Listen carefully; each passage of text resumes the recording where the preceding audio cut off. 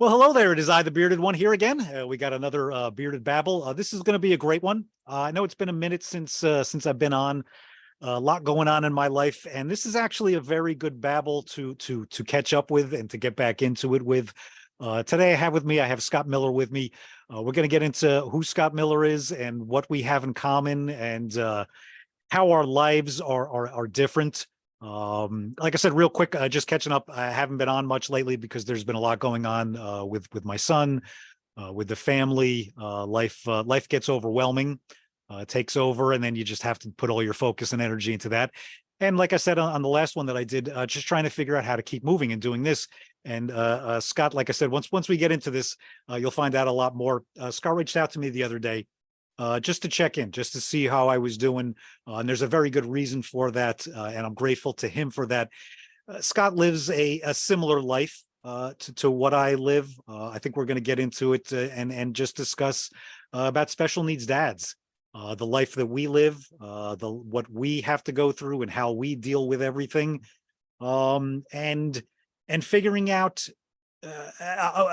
I want to jump in with how you sent me a message the other day, because it woke me up. And thank you for the message that you did send me the other day, just checking in. You saw that we were going through a rough time.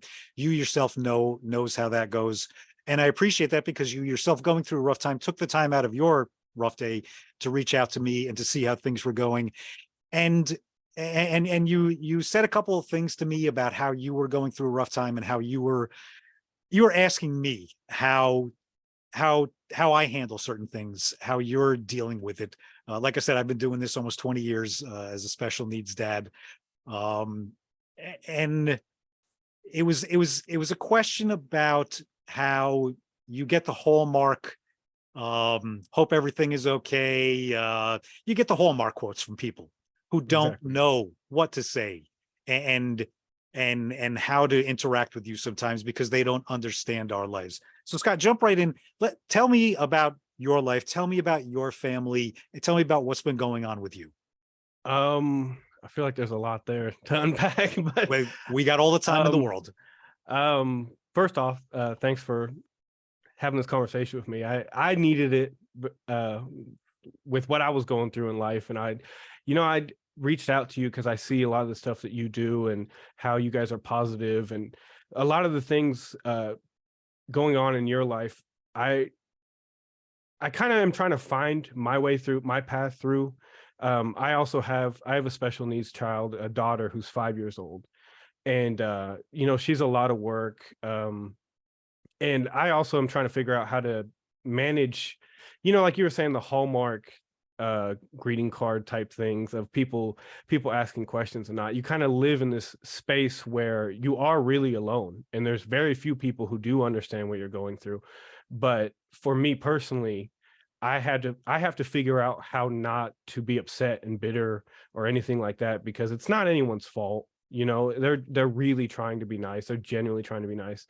And kind of to jump into my thing and why I wanted to get your advice is because you are in the public. You have conversations with people, you have comedy things and everything else going on. I'm in a little bit of a different world because it's the music side of things. But when Saika was born, it was halfway through me doing music. So I had to kind of change everything I was doing, because it changes your outlook on a lot of things. So I'm trying to figure all that out, and how to manage, how to put myself out there and also have fun and be myself and have my own identity, when I also know Saika, my daughter, is a giant part of my identity. So I hit you up because I was like, man, how do you do it? Like, what's your way of doing it? So that's kind of how this conversation started. And I guess we decided to have this conversation publicly because maybe I'm sure there's other people that deal with the same thing, the same way. That's why I kind of wanted to have this conversation, because if I'm looking for it, there's going to be another me. For sure, there's going to be another me somewhere down the line, or somewhere that we don't know about. And hopefully it reaches them, and maybe we say something that resonates. I don't know. I have no idea, so that's kind of how It's this started. and it was great when you reached out to me yesterday, and we were kind of like just chatting in the DMs back and forth. I was like, wait a second, just like you just said, it is something that needs to be shared. It is something that you use the word alone, and that is something that is a big part of our worlds. You Mhm. do feel alone a lot. I'm not saying that you are alone, but we do feel alone a lot. Yes. You're entitled to feel that way. We're entitled to get upset. We're entitled to have bad days. I know, like you said, you see the positivity and the good energy. And yes, we portray that, but just like you, of course, you know the reality. There are days that it is nowhere near that. There are days that you're angry. There are days that you're upset. There are days that you ask the why. And Mhm. you're not going to get that answer. We know that. You just got to keep plugging forward. But it's okay to have those little I guess you can call them mental breakdowns. We're human. We go through a lot. I talked about this recently, and I'd like to bring this up to you because this is something that was brought up to my wife and I many years ago, and I like to pass this along to other special needs parents. Like yourself. We live in PTSD every day Mhm. from the day before. Mhm. So it's a constant. There's never a break for us mentally.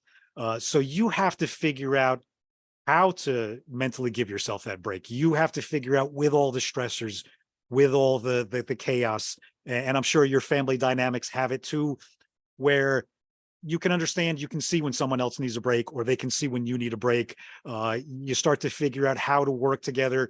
You start to figure out how to go, okay, listen, I'll take over from here. It's a lot. And another thing too, when we were chatting yesterday, and I was thinking about this when we were going to talk about this today, you reached out to me to ask me if I could help you possibly with some answers. And I responded to you with, I'm going to probably learn from you here, because that's the important. I don't think that there's a special needs parenting book out there that's a great one. I'm sure that they're out there. I'm sure there's some good ones out there.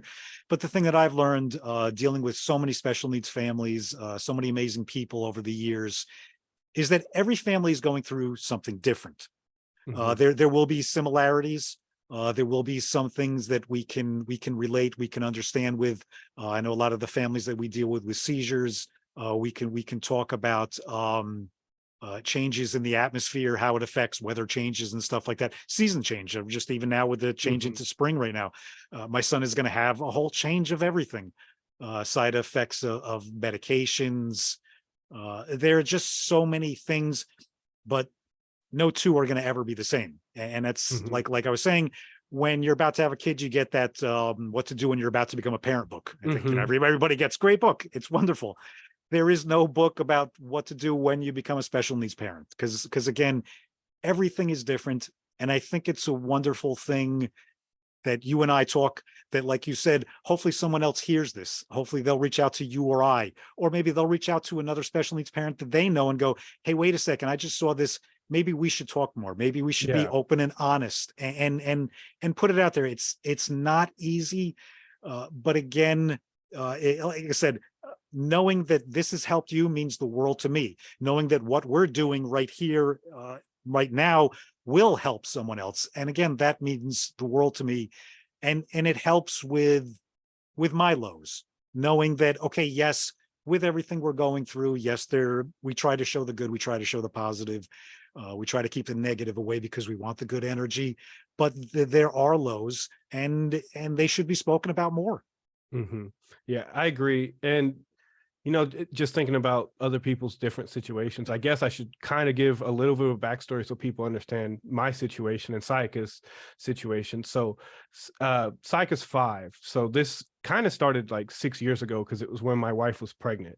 So I have two older children. One is 15 and one is 11. So this was going to be our third and final child was the plan.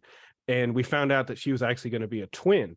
So she was twins, and around the 6 month mark, we went to one of the doctor's appointments, and there was a twin to twin transfusion. So one of the twins had passed away. So I'm giving you the real short version of it. There's a lot more complicated stuff, but we actually didn't know Saika had a brain injury until right before she was going to be born, basically. So they didn't find it until right before she was going to be born. So we went into the delivery room expecting her to pass away. That was kind of how it was going to go down, how they told us. So we've been prepared. We were prepared for that.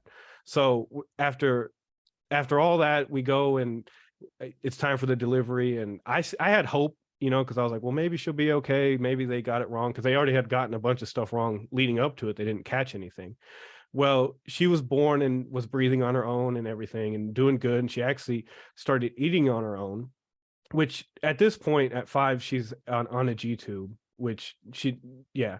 But she was eating on her own and everything and doing fine. So the hospital was like, we don't know. I guess, maybe you'll get like 3 months out of it. Maybe you'll get a year. So we went home on hospice care. She was on hospice care. So after a year of hospice care, they ended up saying, well, she's still alive and she's eating and doing good. Like maybe we can put her in the actual, like the programs with the children's hospitals and whatnot. And from there, she's gotten older and more things have developed, because she does have a brain injury. She has she's missing the thinking part of her brain, like the frontal lobe.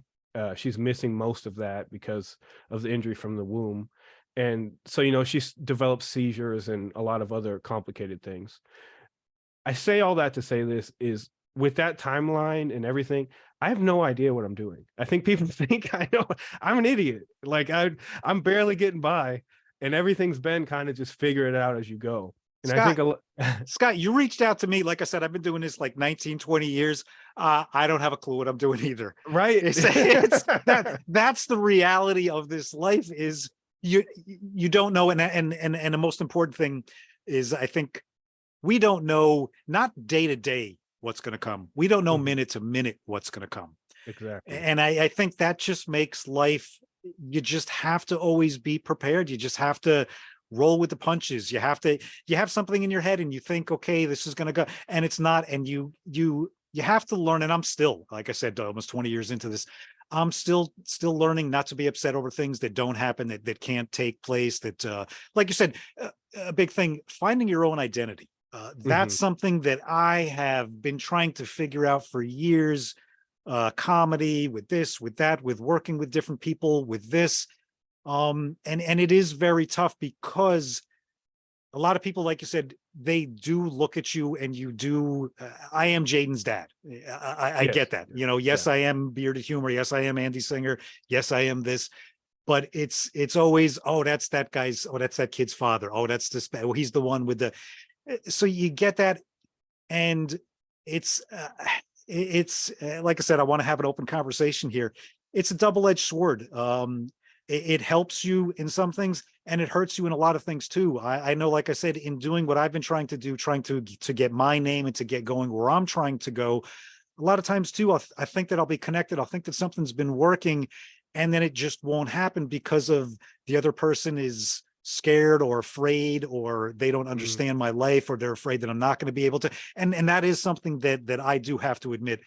I always tell anyone whenever I start working with them with anything, is I cannot commit 100% to the comedy, to this, to that. And it's something that without committing 100%, you're not going to get where you want to go. And I accept that I'm not where I want to be, because I can't commit 100%, because 100% is committed to my family, and I'm fine with that. Working around that, again, just like I said, trying to figure out minute to minute, things change, canceling things last minute. But please don't think that I haven't, that I have any answers. Just like you, and I don't mean to tell you this. I don't mean to make you feel bad about this, but you may never have the answers. And I think that, and I think that's part of what keeps us going and keeps us constantly thinking, okay, how do we make this better? How do we fix this? How do we make the day better for my son or for your daughter with our world? How do we do it? And it's a constant change, and it's a constant just being ready to figure out. It's not knowing. Right. And see, this is one of the reasons I really wanted to talk to you. And it's just from, I have never spoken to you in person before, but just from the way it seemed like you conducted yourself, I was like, I think we can have a real conversation about this. Because when all this was going on, I Googled a bunch of stuff to try to find answers. I guess that's kind of a theme here, but I Googled a bunch of stuff, and a lot of it was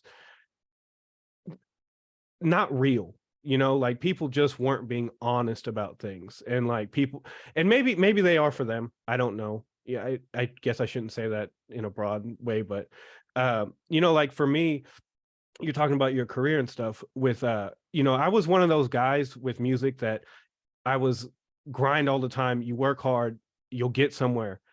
Very true. But then when you have a sciatica, it flips that on its head. And I'm like, all the grinding in the world didn't make her better. So I had to rethink a lot of the stuff. And, you know, I kind of went into like a depression and whatever, because I'm like, nothing matters, you know, but that wasn't necessarily true, because the grinding part is important to a certain degree, but it's finding that balance, you know. And like I said, trying to I'm trying to figure it out, but also express these things, because from what I've learned, you know, like I said, that mentality is good, but there is a certain point where, I don't know about you. I have a question for you is, do you ever like not feel sorry for yourself because you know other people have it worse? Yes. And yeah, I don't know. I know a lot of people say that's negative and whatnot, but with me, a lot of days I'm like, should I really be feeling so? When you go to a children's hospital and you see a kid who will never walk, it's like, should I be sitting here crying about not being able to do what I want to do? You know? And I don't know what the answer to that is. It's different for different people, I assume. But That again, that's a great thing that you just touched on there. Dealing with this and living in out of hospitals, like, I've lived in the hospitals for years, months at a time. We've met so many different families, and like you just said, I've seen so many children. I've seen so many families. We've seen things that a lot of people don't see. It's heartbreaking. It's gut wrenching, and again, it does remind you. Yes, I'm going through a lot, but it's not someone. There are so many people out there, so many people out there. And if I could say one thing here, right here, if you're listening and you know someone has a special needs child, just reach out to them. Just a simple, just wanted to, you don't have to give them the, hey, let's get together. Hey, just send them an I love you. That's, believe me, some days just a little positive energy coming your way can just mean the world. Just a smile. I've changed my feed on a lot of social media, and it's a lot of positive things, and it's a lot of good things now. I've gotten away from a lot of things that I used to follow a lot, and I try to keep it things. Your daughter's face, like I said, it's things that's when I see things like that in my feed, it just brings a smile to me, because I know that, yes, that's a good moment, but there's so much more to it. There's Mhm. we like you said, you don't put it out there in the beginning. I remember very early on when my son got sick. This was early internet days, going back, like I said, 18, 19 years or whatever. I remember looking for people going through what I was going through. Mhm. The only thing at that time, the only thing I found, nobody was taking the time when they were going through good stuff to put good stuff in. Back then, all it was the negative, the horrible stories. Mhm. So I had to stop actually looking for help, because there was nothing, nobody was putting anything good out there. Because if things are good in your life, you don't, and like I said, back then too, wasn't as easy to get on and do stuff. So people weren't taking the time to put the good. It was all just the negative. Now you do see, I think, a little bit more of a change, but you're right. The honesty about it, I think people sometimes are afraid to put the realness of it. Maybe you don't want to sound, and I don't want to say whiny, because it's not whiny. If we're having a bad day, Yeah. our bad days are. Um, I don't want to do that either. I don't want to say it's worse than a regular person's day. People have bad days all around. Everybody carries a different weight on their shoulder. But again, we go from day to day. There is no break. Right. Yesterday was something, the day before was something. Let me ask you this, and this is an honest question, because Okay. I can bring this up. When was the last really, have you had a perfect day? Have you had a day that's been like, wow, perfect? Like, this is a day Uh, in the past couple of years I don't know. I can't think of one, to be honest. that Yeah. I a couple of years ago, the family, we went down the shore on my birthday. Mhm. And it was just a beautiful day. We sat on the beach. My son was having a good day, no seizures. It was really weird. There was actually an earthquake in New Jersey on that day. We didn't feel it because Oh, we were on the wow. beach, but it was, and like I said, I can actually look back and I can go, that was a perfect day. Mm. And that was a couple of years ago. Mm. I've had a lot of good days since then, but there's always something, and you have to figure out how to not let that become the day. You Right. have to go, okay, Right. we've had something bad in this part of the day. Take a deep breath, move on from it. Let's get going again. Right. Right. And the thing of, since I'm newer to this, like it's only been 5 years for me, I can distinctly tell you that I never thought about this world before I entered it. So it's very, I guess it's still fresh, and it's not, it doesn't feel fresh at all. It feels like my entire life, but it's still fresh in that sense that I understand when other people don't understand fully. And like, I've actually run into people like at work who uh they'll be having like a bad day, and I'm like, what's going on? And they'll start telling me that they have like a disabled child. And like, I figured out the best thing for me to do is just let them talk to me, and just like, because they need someone to talk to, someone that understands. I mean, same with me reaching out to you. That's exactly what it is. Like, I recognize it in myself. And I wonder, like you say, a lot of the positive things and people being fake or whatever, and that's a bad term. I shouldn't have said that. People interpreting it how they want to interpret it.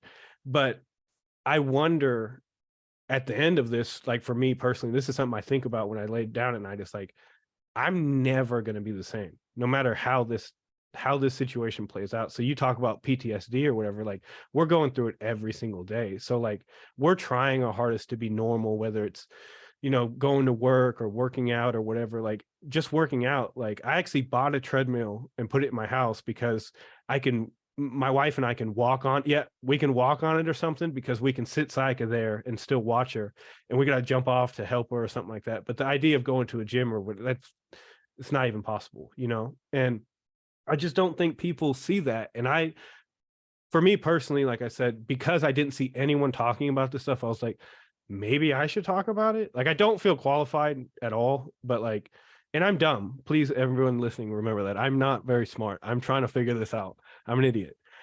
But like, I'm trying my best to figure it out and just be honest with people. And I hope people can sense that in some sense, and that's really all I can do, is just try to be authentic about it, and I don't know, hopefully, like I said, could be 10 years, it could be 100 years. There's going to be another me. There's going to be there's going to be someone else who's like, what do I do? And maybe just listening to this would make them feel better for an hour or whatever it is, because an hour is big, if you can just kind of get through that hour. It's 24 hours in a day, so. Yeah, and let me ask you an honest question. How many times during does it come up? I do this quite often. It's almost that, like, we have nursing that comes at 7:30 at night to help Mhm. us. We never, we just got it a couple of years ago, but before that, my wife and I would basically take turns. We had a bed at the foot of my son's bed, and you basically lay there with your hand on him. If he had a seizure, you'd get Yep. up. It took us a long time. Finally we got through the state. We got 12 hours of nursing, so we have 7:30 p.m. to 7:30 a.m. And that's kind of our time to finally, okay, de-stress a little bit, spend some time with our daughter, actually spend some quality time. And like you said, because those 12 hours a day, my eyes are on my son. Like you said, Mhm. wherever I am, whatever I'm doing, it's eyes are on him. Important thing real quick I want to get back to: taking care of yourself physically and mentally. The treadmill in the house, you couldn't get to the gym, I have an elliptical here. I try to get on it every single day. Whether I'm actually giving it Mhm. or whether I'm just going through the motions, just to give myself 15, 30 minutes of just a mental break. Mhm. That's a very important thing. That's something I definitely want to touch with you. Exercise. I don't have to say music to you, because you're Right. a Right. musician, Yeah. but to me, music is a very important thing, and especially in this house too. Whether it's just music playing in the background. I just posted up a picture this morning of us sitting in the room, and when my son was having a bad day yesterday, I just had waves and I had some jazz music on in the Mhm. room, and that's important. His cochlear is off; he can't hear it. He's deaf. It's still giving the energy in the room, and it's helping me. That's Mhm. the important thing. Instead of just sitting there watching him, waiting for the next seizure to happen, it's a little bit more peaceful. It's a little bit more calm. And again, that's just learning as it goes on. Like you said, you saying you're not qualified is 100% false. You, again, you're a soldier in this. We're all soldiers in this. Once you have 1 minute in this life, you're qualified. Um, Once you face it head on, you're qualified. And it doesn't mean that we're right. It doesn't mean that we're wrong in what we're doing. There are times like my wife and I will figure something out and we'll be like, okay, let's do this. And we'll kind of like look at each other and like, that's not normal, but that's us. We're not normal. So Hmm. it may not work anywhere else in the world for anyone else's family or life, but it works here in this house for us. And that's what it is figuring it out. Like I said, 5 years into it, 20 years into it, every day you're still going to be trying to, okay, what do I do? How do I do this? How do I get through this? Laughter, again, most important thing. Yeah. Try to laugh every day. Try to laugh at it. It's not easy. Like I said, we see things. Witnessing your child go through things is an extremely painful thing. But every now and then, my wife and I, it'll be unbearably painful, and one of us will just slip out a joke, and you kind of Yeah. look at each other and you kind of go, okay, it's not appropriate now, and like that's not something you could do in public because it would be considered wrong or whatever, Right. Right. but it's our life. And you know what, that just made us laugh. As inappropriate and as awful as it was, it just made us laugh, helped us. Now we can get through this. Right, right. And to piggyback on that, I mean, it's just like the seizures, I'm sure you're used to it, but like I'm way too comfortable around seizures. Like it's not normal. And sometimes I'll be talking to my wife about it and we'll just laugh. It's like, this is ridiculous. Like we really shouldn't be this comfortable around this kind of stuff going on. But I mean, you're right. And I don't know what other people do, but I've always kind of been a silly person. So like that's continues on. One question I do have for you, because I have a teenage daughter, and I do wonder with my other kids, like, am I spending enough time with them? Am I doing a good enough job? Because they're living a whole different experience too, of like, I never had to grow up with a disabled sibling. So they're going through a whole thing that I'm like, man, and that's a whole nother thing you have to think about on top of, everything your marriage, your other kids, your job, your like insurance and everything that's going, like everything is complicated, so you have to like compartmentalize things. So that's kind of what I wanted to ask you, like, how do you make sure you're keeping up in all areas or try your best to keep up, I guess?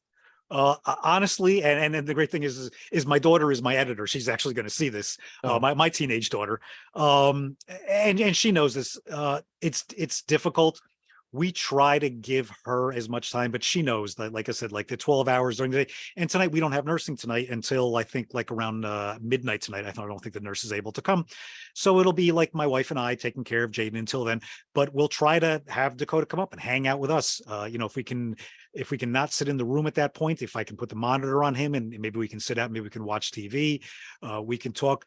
We try to as many nights a week as possible. We have certain nights already planned out where we do things. We have movie nights, we have game nights, we have nights that we talk. My daughter, speaking of music, she is creating music that is just unbelievable. She's found her own world. She really has. She's getting lost in art, in music. I could not be more proud of who she is. She's become my biggest inspiration. She's what keeps me going. Like I said, there are many a times, and I was just looking at the board. The last time we did a family podcast down here was actually a month ago. We haven't done a family podcast in a month. And I know that's me kind of going into my hole and kind of, I don't have the energy. I don't know what to do. I don't know how to do it. My daughter's been amazing. She's been doing arts and crafts. She's been doing so many different things, and again, motivating me. And then I think you were the final thing yesterday. I was getting close to getting back to this, and then when I got you yesterday, I was like, that's it. This is the conversation that needs to be had. And it's an honest conversation with the family dynamics, the balance of it. It's extremely difficult and it's tough. And I will say this, and I know my daughter's going to hear this, and I could not be more proud of her, and I love her. She's very good with the balancing of it. She's very good with the understanding of it. But let's keep it real too. And this is something that I want to pass on to you too. Remember, like my daughter's a normal teenager. Your daughter's a normal teenager. They're going to do normal teenager stuff. There are times she'll walk in the room and she'll ignore him and like she won't say anything, or she'll just be like, and like I used to get mad about that. And then I'm just like, wait a second, hold on. That's what she would have done if he was healthy. That's what she would have. So you still have to understand they're teenagers. They're going to go through what they're going to go through. Um, she grew up very, very fast. She came after my son. That was the thing. Um, After my son got sick, my wife and I had the discussion that we weren't going to have kids. I wanted to have more kids. And then a couple of years, and real quick, my wife had a real quick miscarriage. And then we were like, okay, we're definitely not going to try anymore. And then she decided, okay, we were. And it was the biggest blessing. That's my daughter, Dakota, on my arm. She became the strength of this family. She became the glue that holds us together. We were so nervous, especially when she came along. We were like, how are we going to do this? How are we going to have a baby while we're doing everything with my son? How do we do it? And I in the beginning, I absolutely felt horrible. We felt like horrible parents because we were like trying to be a great parent. And then looking back, we did a good job. There's no such thing as if you're trying, there's no such thing as bad parenting. If you're Mhm. trying, there's no such thing as bad parenting. If you're trying with your heart and you're giving it your all, Yeah. you may make a mistake or two, but you're not going to go wrong. You're not going to do anything wrong. Figure out the time, find when they're available, find what keeps them going, have their conversations. And like I said, it's tiring after the end of a 12-hour day and the nurse comes and it's like, okay, I just want to just go sit in bed and just watch Top Gear and just forget about everything and just relax or something. And it's like, no, you know what? I want to go hang out with my daughter because it's a completely different world. We don't talk Mhm. about Jaden. We talk about what's going on in her world. We talk about whatever she wants to talk about. And again, it just kind of brings you back to okay, a different place. And we need that. It's not an escape because we're never going to escape our reality. It's you need a break. We need it's okay to understand that. And sometimes during the day, it's okay. I'm sure your wife or you or whatever. I need a break, and that's okay to say that to each other. Sometimes it just becomes too overwhelming. Hey, can you just give me a half hour? Hey, can you give me 5 minutes? Sometimes I just got to Mhm. take a walk. I got to step away from it, and that's important. Yeah. Yeah, see, my wife, I have to push her out sometimes and tell her to go do stuff, and because she will try to stay home as much as possible. I'm your wife. That's yes. Well, I'm pretty bad about it. I've noticed I've gotten way worse about I don't want to leave for, I got a lot of friends that got stuff going on or whatever, and I'm like I make excuses when because it's like with Saika, or I'm sure with your son, like if they get sick, it can go from 0 to 100 very quickly. So if she's a little bit sick, I don't want to be gone because I can't enjoy it because the whole time I'm going to be thinking about what could Yeah, possibly go wrong. yeah. I don't know if I caught this correctly, but is your daughter an anime fan? Oh, huge. Okay, She yeah, I have an and anime shirt on. I'm actually half Japanese. This is a oh, Akira shirt. So, oh, yeah, and Sayaka, that's a Japanese name, which is funny oh. because every time I go to the hospital, people call her Sakaya just because of the letter. So a lot of times we'll call her Sakaya. We'll be like, "Hey, Sakaya." Just a fun little thing that we got going on. But Anime. I mean, we're waiting for the final Attack of Titans, of course. We just oh, caught up recently with everything, but nice. that's a great escape for us. I mean, that's something like my daughter was just like, we saw that she was into it. It was like, hey, let's see what she's into. And I mean, she's turned us on to some amazing, amazing anime. Oh my gosh. Our latest thing is we're what are we going? We're discussing what we're going to do next. There's a couple of things on the table, but the last thing that we watched, we're not really anime, but like Don't Hug Me, I'm Scared. Like we were Mm, watching that because that's just absolute. I recommend that if you're looking for stupid, hilarious humor to take your mind off of anything. Don't Hug Me, I'm Scared. Watch that. Um, but yeah, the anime thing.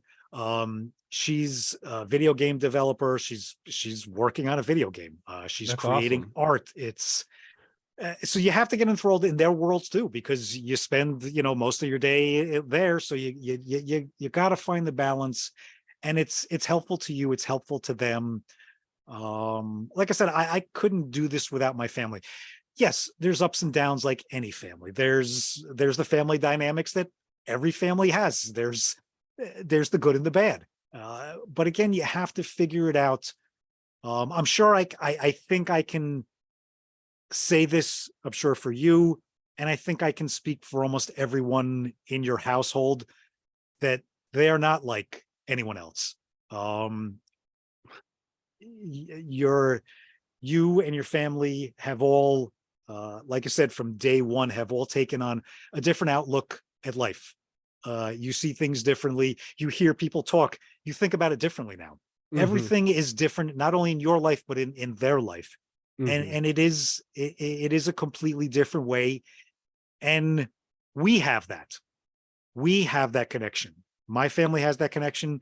Your family has that connection, and our families have that connection. Like Yeah. I said, it's not going to be the same. We can't answer each other's questions directly, but indirectly we can say, okay, this is how I do it. This is how I deal with it. How do you do it? Maybe you can spark something in there that'll be like, okay, this is what we can take from that. And that's what it is. It's a lot of taking. It's a lot of, okay, what can I learn from that? And again, it's Yeah. just sharing. Right. Right. Yeah. I think that's the biggest thing too. Like, just trying to be open about everything as much as possible. And like I that's a big reason I keep saying this. I wanted to talk with you because it's kind of seemed like we would at least kind of maybe laugh at the same stuff or have the same kind of personality towards certain things, because there are people who it is very serious and very difficult what they're going through, and like I I might be laugh at something stupid and offend them. I don't want to do that. You know what I mean? Like, I don't want to say something dumb and inappropriate, because I do say stupid things a lot. Yeah, yeah, me too. It's my comedy. Like I said, I mean, talking about seizures, I, I've got up on stage at Caroline's in New York, and I've joked about my son's seizures. I've joked about his scoliosis. I've joked about a lot of the things, like I said, that to me are actually painful, but by laughing at it, it helps me. And I saw something in comedy too about how people will laugh at that. At first, they're taken back when you make a joke about something like that. Mhm. They're kind of taken back. But when they realize, wait a second, this guy isn't just making a joke about seizures, he's making a joke about something that he goes through on a daily basis, that he's able to laugh at, and it's able to heal him. And you get a different laughter. It's a Right. different laughter. It's like I said, there's almost like a deep breath, and then like a, okay, we can laugh at this. Yes, you can laugh at this. I'm laughing at it. If someone else gets up on stage and they're making jokes about someone else's seizures, it could be taken a little bit Yeah. differently. I understand that. But I'm just asking you just to understand my life, and that I laugh at it, and at how it helps me. And if you don't laugh at it, that's fine. That's fine. I'm not telling you that you have to. Like I said, you've come across those people that go through what Yeah. we go through, and they are just hardcore, and it's Hmm. focused, and it's, no, this is not silly, and it's not, it's that's their way of dealing with it. And if it works for them, it works for them. This is what Right. works for us. This is what works for us. Right. And see, that's I'm a fan of comedy, and like what you're talking about. The beautiful part is taking something that is hard to talk about and crafting it in a way that you're you're talking about your real experiences in a way that people can laugh and enjoy. And this is a thing that I kind of dealt with music. Is right after Psycho was born, I was making music that was really direct to me, and I was like, how can I broaden this? Because what I'm feeling, like pain and not knowing what I'm doing, that worrying feeling, that's not unique to me. But what's happening to me is unique to me. How can I broaden that out so other people can understand what I'm saying, and maybe get something out of the music instead of just doing this narrow thing that, well, it means something to me, which is important in music, but it's also finding a way to connect to other people, which is in comedy, like masterful comedians do that all the time. They take really difficult, touchy subjects and find a way to laugh at. I mean, I can tell you an instance that happened with me, but right around the time Psycho was born, there was a song by Justin Bieber out called No Brainer, and it came on the radio. I was like, God damn it. Like, but like I had to laugh at it because I was like, what are the odds? Like, that's kind of hilarious, but Like I said, there may be somebody out there that may cringe when they hear it. They'll be, oh my gosh, yeah. how could, like, as soon as you said no brainer, I'm sorry. Like, it's, but the thing that's most important, and about my comedy and about true comedy, is, did it make you laugh at first?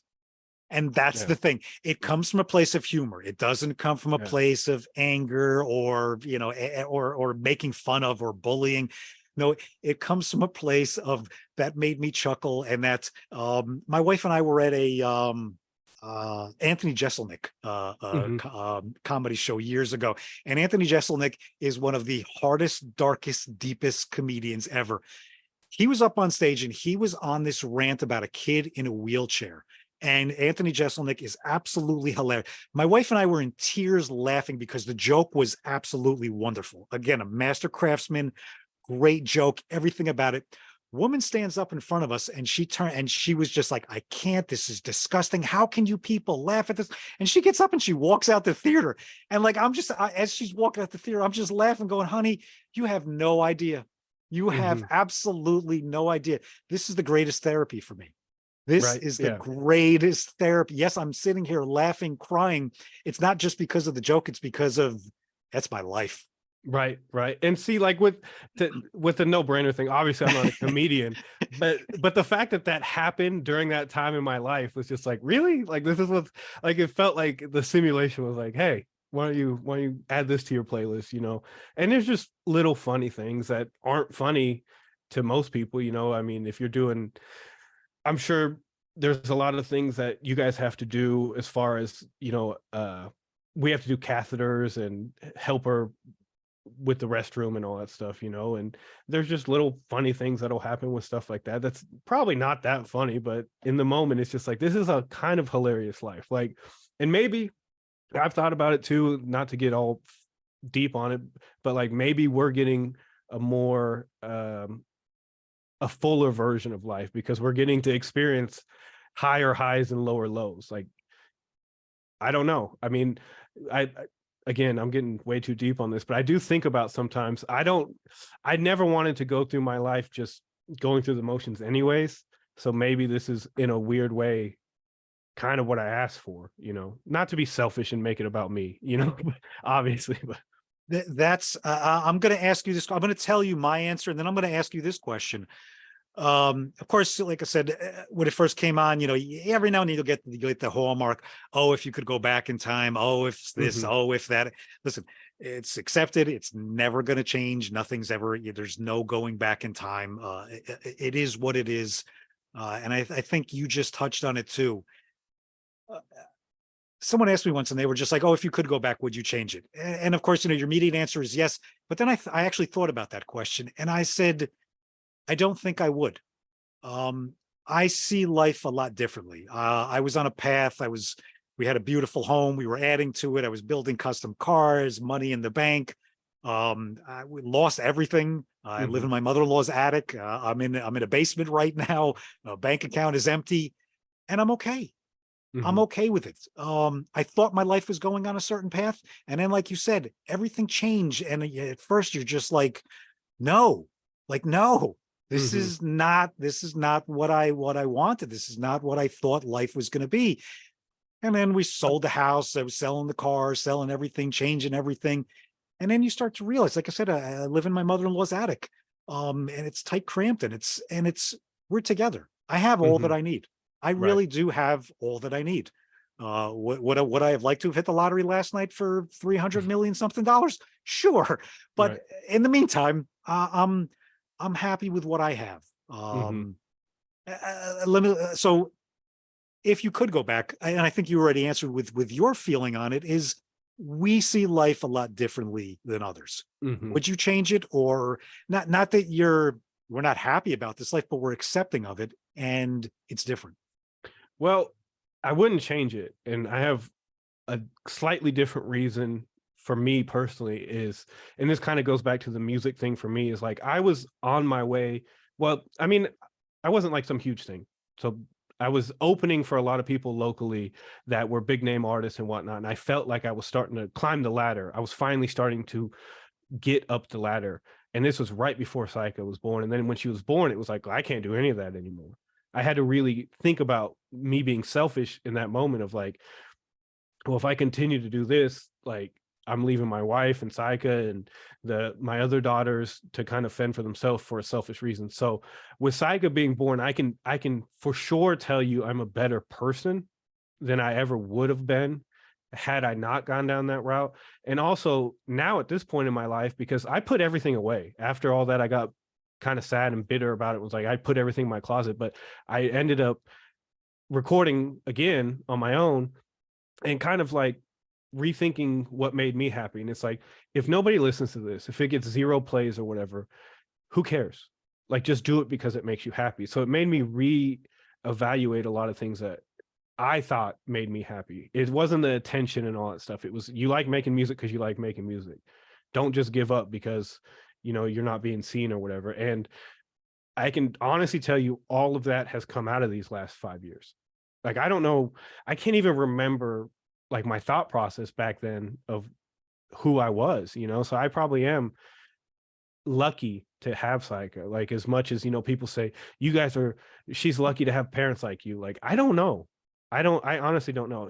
We might be lucky to have her in our lives for, it might be 5 years, it might be 10 years. I don't know. This could be over tomorrow, you know? And I just try to be grateful for that, because I can tell you, you know, I didn't think about other people. I wasn't compassionate. And now that I'm in this world, I'm like, yeah, this is something that's important, you know? And part of the reason why we're trying to talk about it, because, you know, it is important and people don't know about it, you know? Being the musician that you are, and my daughter, like I said, being involved in music so much now and becoming so amazing with her musical skills. I passed along something to her the other day that was music related. It was someone from that I follow and I get a lot of life advice from, and it's probably someone that's you're probably going to know who it is. I mean, you're definitely going to know who it is. And the reason behind it, the quote was, create for yourself. Don't ever think, what do they want? And that was Rick Rubin. That was Rick Rubin. Okay. Yeah. Again, I mean, I love Rick the Beard. I mean, you know, he's my spirit animal.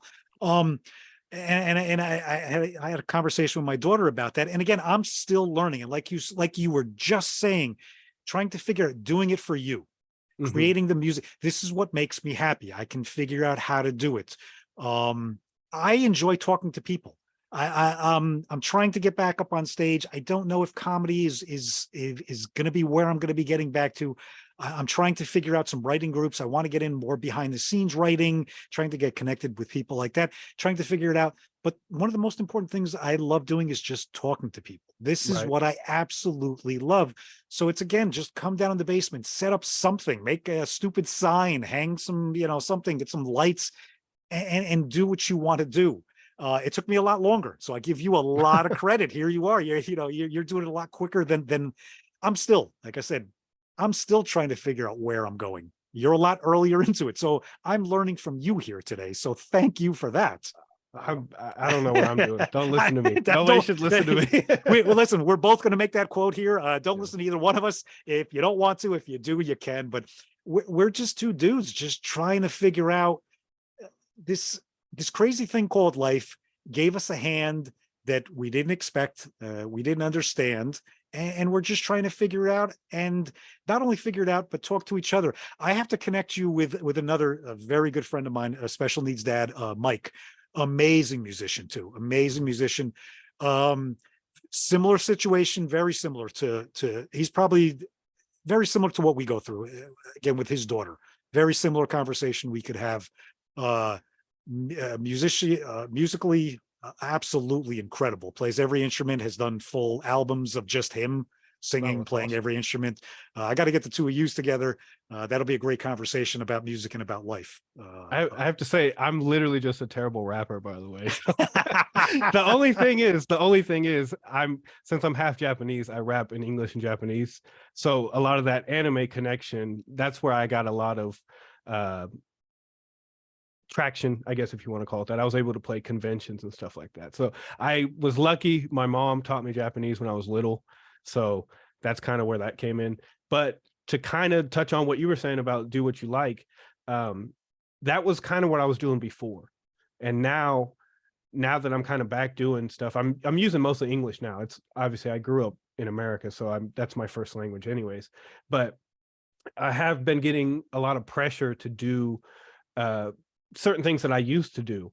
And people are like, well, if you do this, you'll be popular. I don't care. There's nothing that I can gain or lose that I don't already have. And it's almost better because like I have a small little studio at my house, but I have freedom now within myself because I'm not worried about if I do this and I'll get attention from this group. If I do this and I might be able to get into this scene or whatever. Now I don't care. And now I'm more free. And in a weird way, it seems like people are more drawn to that, you know, and that's why like this is my, music is kind of limited in the sense that I wanted to, like I said, talk with you, but it's kind of limited and I can't express everything because I can express emotions pretty well, but like there's a lot of thoughts and things that, you know, I can't put a million words into a song. Nobody would want to listen to me just ranting, you know. It's your song. And again, like Rick Rubin said, create for you, not for anyone else. And that's so important. And it's amazing because my daughter's favorite genre of music is Japanese music. That's awesome. It's constantly going, and it's so funny. I'm still learning a lot about it, but it's such a fun genre of music. Some of the stuff that she listens to, it's like all of a sudden it'll be like 80s pop, and then it'll be like heavy metal, and it's like the singing ranges are all over the place. I'm learning about that myself. It's amazing. Yeah. See, I grew up, my mom listened to a lot of the Japanese pop, like city pop and J-pop and all that stuff. And then I grew up here. So I listened to a lot of hip hop and stuff. And I grew up in Kansas, which is a weird place, but there was a lot of Southern influences. So there was a lot of like, you know, Bun B and Pimp C and stuff, but I really love the East Coast stuff. So I listened to the Diplomats, A$AP Rock, all those type like hard hitting MC. So I kind of got this weird mix of everything, but the Japanese thing was interesting to me. There's a little bit more to that I can tell you probably when we aren't on air, but I'll add a little bit that, yeah, your daughter might be interested in. Because yeah, so like I said, she'll hear this at the end, so we'll save that for her at the end. But yeah, it's great too how she's like really like attached to that culture and how she's learning and shit. And again, I'm learning things about things that I wouldn't have learned. And it's a lot of like what you just said. It's the family dynamics of just trying to figure out our life. Our life is completely different. Her life is completely different than any of her friends. It's trying to figure it out. Her world, our world, combining the two of them together, trying to keep it all going. It's not easy. It's not easy what we do. And we've talked about it many a times. Day-to-day changes. Day-to-day changes. Today my son is up. He's actually in the kitchen with my wife right now. I think they're making some muffins right now, so he's sitting there, he's helping her. It's wonderful. Yesterday wasn't a bad day, but all of a sudden he just wanted to lay down, and he laid down, and he was kind of in and out of it for a half an hour, and then he went to sleep for a solid 2 hours, and then he got up and he was kind of off. And you, like you said, you know, 1 minute. And like the important thing is that's the hardest thing, is you can almost know in the morning, and you can almost not know in the morning. They can get up and they can be absolutely fine, and you can go, okay, it's going to be a good day. And then within a half an hour, all of a sudden it can go like that, and it can stay like that, or it can come back up. And that's the reality of our worlds, is we can't plan any day. You really can't plan anything. You can have things in place, and you can kind of go, okay, maybe we'll try to do this. Maybe we'll try to go here, maybe. But the reality is like I said, I can't commit 100% to anything, because at any given moment it could change, and that's the priority, and that's the focus, and that's where it's going to be. I'm sorry, you know. Right. And oh, go ahead. No. Oh, but like to add on to that too, is like you might get a different version of you just based upon how the day flows with them, because you know, like I can tell you with my daughter, like there's nights, a lot of nights where she just doesn't sleep, and the doctors will say try melatonin and stuff, but the way her brain is, it just doesn't work on her. So I might stay up all night with her or whatever, and I might not be in the best mood. So like trying to function and do normal things or whatever, you know. And you know, I talk about music stuff and I get all excited or whatever, but like all that is really secondary to what goes on in my family too. And it's kind of hard to balance that, because like I am that person, but I'm also this person that's dealing's not the right word, getting to live this life. I guess. I think you know. Yeah, I think I understand you backing off of dealing. Yeah. But it is dealing. It is. I Yeah. understand there are certain words that you throw out there and you're kind of just like, maybe that doesn't sound right. You can use that. And I'm going to tell you, you can use that from someone who lives that life just like you do. It's okay. And you don't have to explain your words to people. I mean, you can. I understand Yeah. what you Yeah. did there. It sounds like a word that may not be the right word, but it is. We deal Yeah. Okay. we deal with some Yeah. stuff. Listen, you want to get real about it. We deal with some shit Right. that a lot of Right. people have no idea. It's Yeah. you touched on briefly about the catheters and G tubes and stuff. And like I don't talk about that and all that kind of stuff, Mhm. but it's a part of our everyday, and you do it every day, and you got to laugh about things, and it just becomes part of your routine. And Right. it's dealing with it. It is dealing with Mhm. it. Yeah. Yeah. No, you're right. I'm trying to be more eloquent about the way I word things, I guess. I mean, I'm trying to be better at that kind of stuff. I'm like I grew up in Kansas. I'm a dummy. Like so, but no, I mean we do deal with a lot of very different things. One day I was sitting there thinking about the G tube thing, and I was like, why do I know who invented an Xbox, but I don't know who invented the G tube?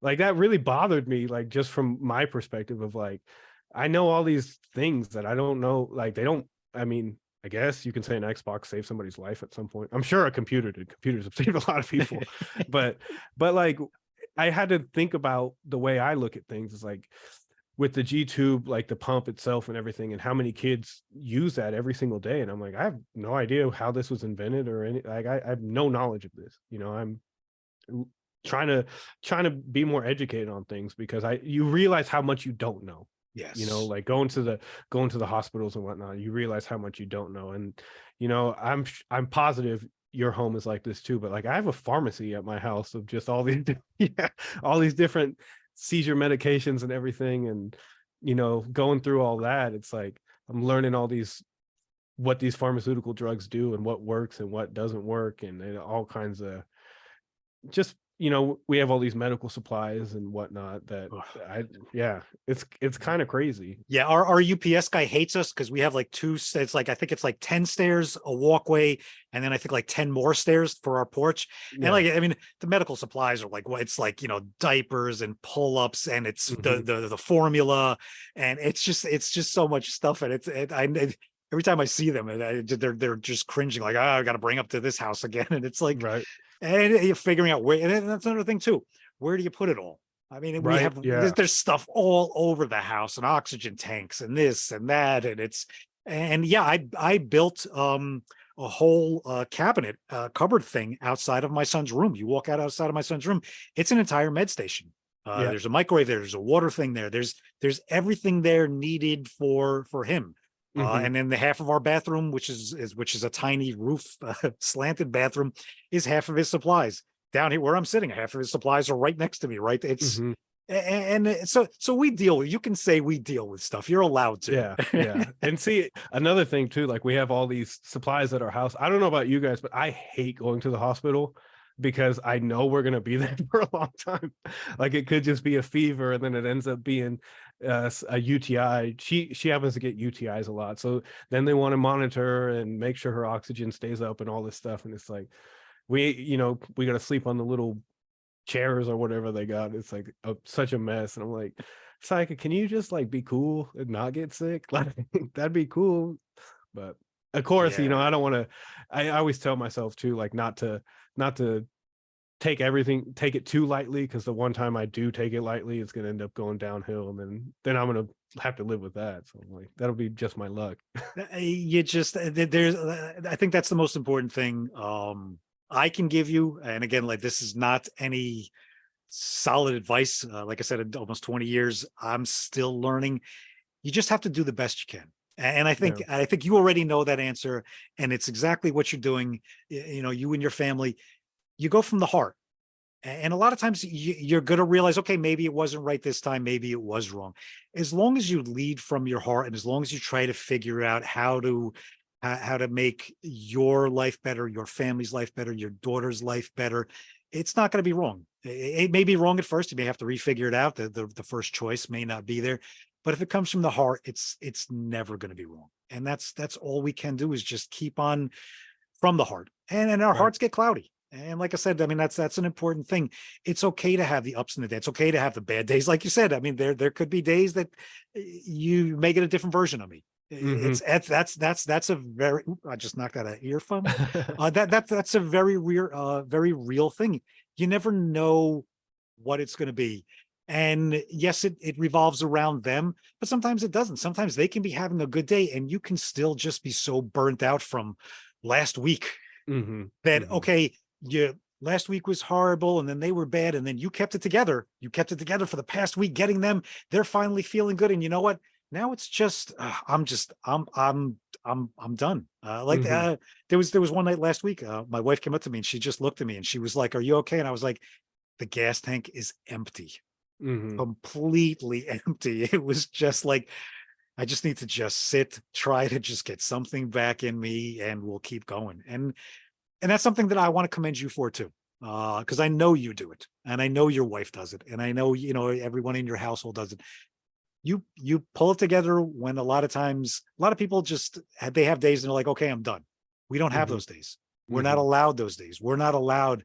I can't do this. I'm going to go for a drive. I'm going to go for a walk. I'm Mm. going to. We're not allowed those. We have to Oh yeah. figure it out. We have to deal with it. We have to get it better, and then maybe we can take a break. Maybe. Hmm. So understand, I never like to, and you talked about that too.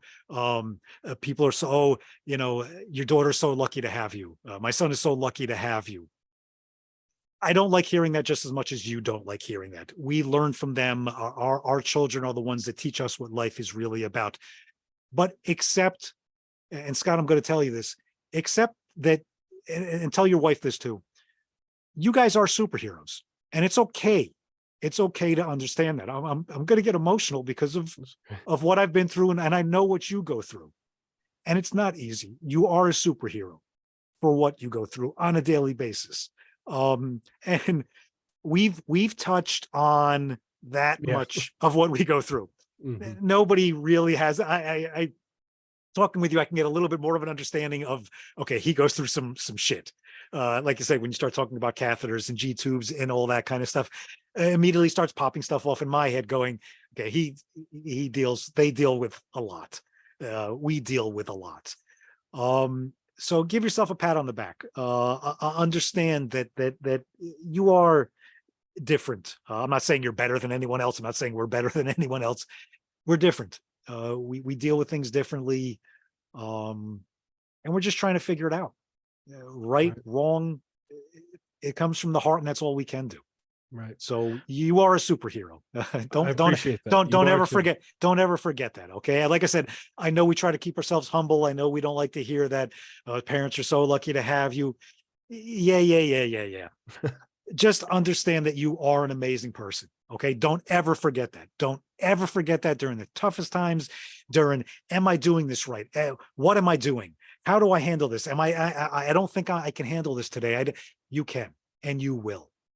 I appreciate that. And you guys are too. And you're really an inspiration to me. Like, I truly mean that. Like, the way you make jokes and continue to laugh and smile, and that pushes me forward. And one thing I want to say too, for other people that are listening to this or watching this that don't have a disabled child or whatever, I know it might be like, oh, that's their world or whatever, but there is a thing of just having compassion towards anybody. And because I've applied this to just anybody on the street I meet now. You might meet somebody who's just rude for no reason. I'm like, I don't know what they're going through in their day-to-day life. I literally don't know.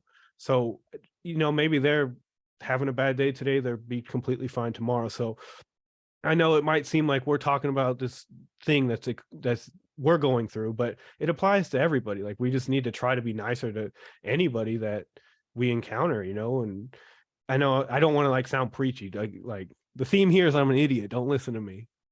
Except I might make a good point every once in a while. But Listen, this is a conversation between two idiots, and it's going yeah. pretty good. So But just try to be nice to people. If you don't understand something about them or whatever, like maybe they're having a bad day, maybe they're going through something you don't get, and I don't want to rant, but like the whole thing with me growing up with two different languages, I kind of get that. It's like, why would I be mad at a Japanese person for not understanding English? They have no frame of concept. So I try to apply that. And I think it applies to, other people too, in whatever walk of life they're in. But like I said, watching you, getting on Instagram and looking at your stories and what you post, like, it genuinely makes me laugh. Like, I enjoy it. You know, there's a lot of negative stuff in the world, and I understand it's real. I understand there's a lot of stuff that people are going through. It's not like I'm discounting it, but there's a whole world of positivity that I think we can bring to people if we actually make an attempt, and I see you kind of leading the charge on that, and that's why I wanted to talk to you. And I'm very glad that we had this conversation, to be honest. So I knew once, like I said, once we started chatting yesterday back and forth, I was like, wait a second, this is going to be a good one. And man, I was 100% right. And I'm going to tell you right now, like I was saying about my friend Mike, who's also a musician. I think we should definitely keep this up. I think if it's okay with you, I'd like to reach out to Mike, and maybe we can do another one of these, the three of us, just oh three yeah. dads, three special needs dads, and what we go through. And it's again the inspiration. Like I said, you thought that you were going to learn something from me here today. Again, you use the term idiot. I probably had that coined long before you. I'm not going to take that from you. We can share idiot.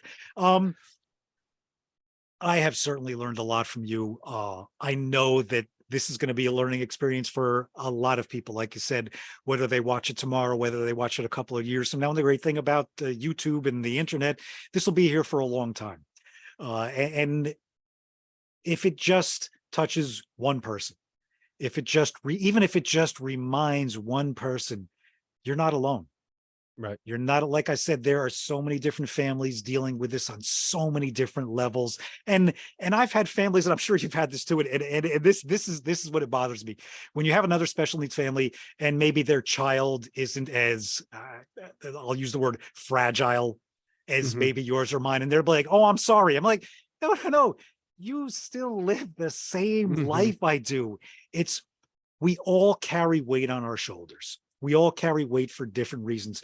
Another huge important thing, like you just said, and it's something that I've mentally put into my head over the past few years too, is I try not to ever look at anyone else and judge them if they're angry, if they're yelling at someone, if they're having a bad day, if they cut me off, like you said, because you don't know what anyone's going through, especially these past couple of years with all of us, with the insanity and the chaos. And I don't want to get into all of that, Right. but you just have to realize people are going through it. And Mhm. somebody may yell at you or have something that, you may be like, ew, you don't know what that person has gone through. You don't know what kind of day they've had. You don't know what just happened to them. Give them a moment. Why do you need to say your piece to them?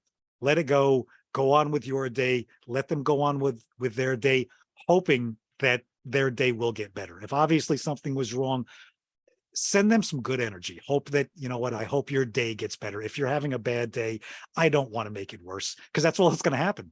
If Mhm. they're already escalated, why, how about just de-escalate it, walk away from it? And a huge piece of advice. Just have more compassion just for anyone and everyone. Yeah, I agree. And I'm a guy who used to fight for fun. So so don't be that guy. Kids out there, don't be that guy. All we can do is just keep learning and sharing. And again, I thank you for this, because this has been a learning and a sharing experience that definitely one of my favorites right here. Hey, thank you so much for having me. And anyone listening, and future robots, if you guys are listening to this in AI, yeah, I really appreciate it. And just try to be nice to somebody. Just, that's all you got to do. It takes zero effort. Just be nice. Helping another human being is the most easiest and rewarding thing one can do. So why not do it? Exactly.